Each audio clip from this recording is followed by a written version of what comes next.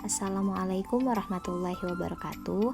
Perkenalkan, nama saya Juhairiyah, NPM 2040141070 dari Fakultas Ekonomi Prodi Manajemen B1 Universitas Balikpapan. Pada kesempatan kali ini, saya akan mempresentasikan materi mata kuliah Bahasa Indonesia Ragam Bahasa. Ragam Bahasa Indonesia. Bahasa sebagai media komunikasi. Penting tidaknya suatu bahasa apabila 1. Jumlah penuturnya banyak, 2. Luas penyebarannya, 3. Terpakai dalam banyak bidang atau ragam. Pengertian ragam bahasa.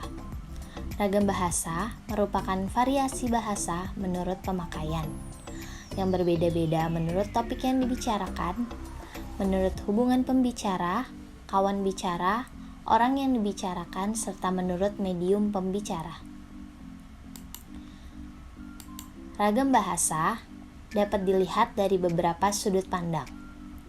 Yang pertama, dari sudut pandang kebahasaan, yaitu ragam bahasa lisan dan ragam bahasa tulis. Yang kedua, dari sudut pandang kegunaan, yaitu ragam bahasa formal dan ragam bahasa non-formal. Yang ketiga, dari sudut pandang tata tulis, yaitu ragam bahasa baku dan ragam bahasa tidak baku. Dan yang terakhir, dari sudut pandang penyebaran, yaitu ragam sosial dan ragam fungsional.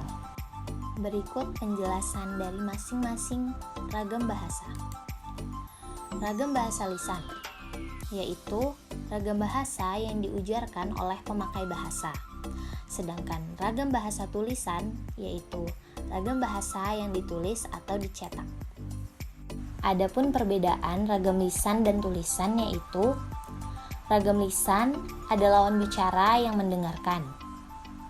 Unsur-unsur fungsi gramatikal seperti subjek, predikat, dan objek tidak selalu dinyatakan dengan kata-kata, tetapi dengan gerak dan mimik.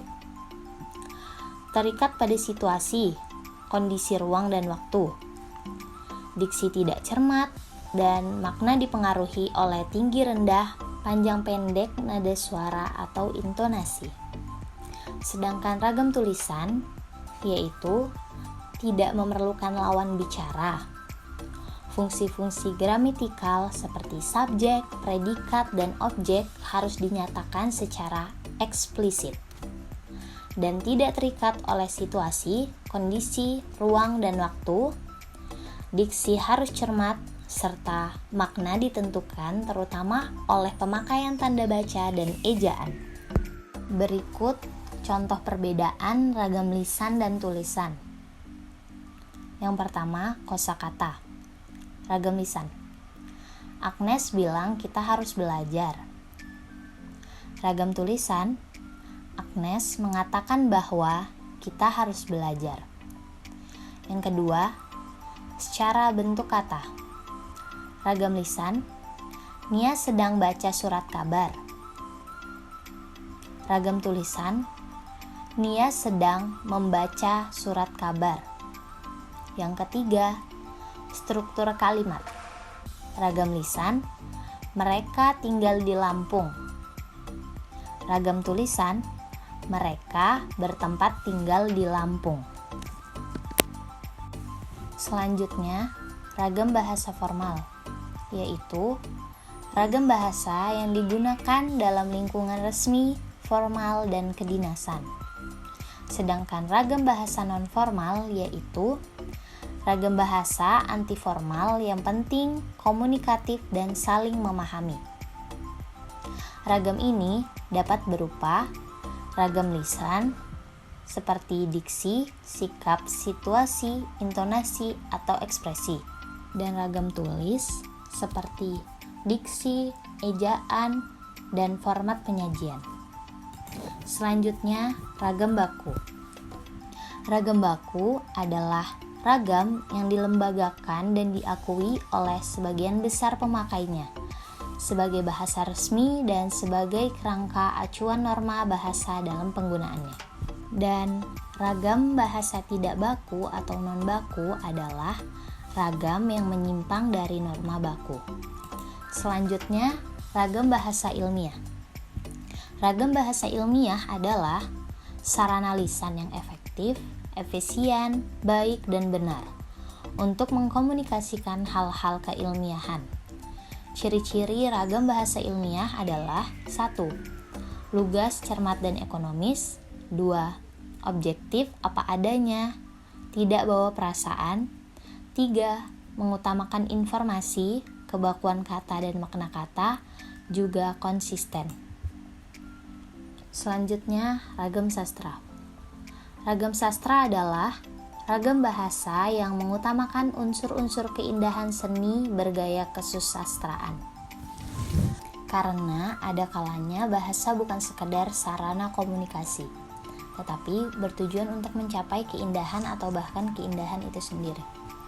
Dan yang terakhir, ragam bahasa sosial dan ragam bahasa fungsional. Ragam bahasa sosial adalah ragam bahasa yang disepakati sebagian normanya untuk digunakan di lingkungan sosial terbatas.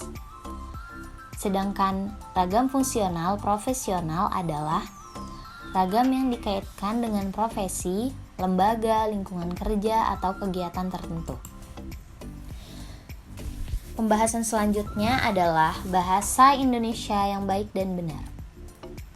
Suatu bahasa dapat dikatakan bahasa yang baik apabila komunikator dan komunikan saling memahami, logis dan sesuai tata nilai masyarakat penggunanya, ragam sesuai situasi dan kondisi seperti topik yang dibicarakan, tujuan pembicaraan, orang yang diajak bicara atau pembaca, serta tempat pembicaraan. Sedangkan bahasa yang benar adalah bahasa yang sesuai kaidah meliputi 1. Fonologi, 2. Tata bahasa seperti bentuk kata, struktur. Yang ketiga, kosakata atau diksi yang tepat sesuai tuntutan makna. Dan yang terakhir adalah ejaan. Selanjutnya, kapan bahasa yang baku atau benar digunakan? Bahasa yang baku atau benar itu digunakan apabila komunikasi resmi, wacana teknis misalnya penulisan ilmiah, pembicaraan formal seperti ceramah, perkuliahan, dan berbicara dengan orang yang dihormati. Jadi, bahasa Indonesia yang baik adalah bahasa Indonesia yang digunakan sesuai dengan sikon dan siapa teman bicara. Dan bahasa Indonesia yang benar adalah bahasa Indonesia yang digunakan sesuai dengan kaidah atau norma bahasa, seperti diksi, ejaan, dan struktur. Serta bahasa Indonesia yang baik dan benar adalah bahasa Indonesia yang baku. Oleh karena itu, simak dan lakukan berbahasa Indonesia yang baik dan benar, yaitu bahasa Indonesia. Baik, nilai rasa tepat sesuai konteks situasi pemakaiannya. Benar, menerapkan kaidah dengan konsisten. Mungkin cukup sekian pembahasan dari saya. Kurang dan lebihnya mohon dimaafkan. Wassalamualaikum warahmatullahi wabarakatuh.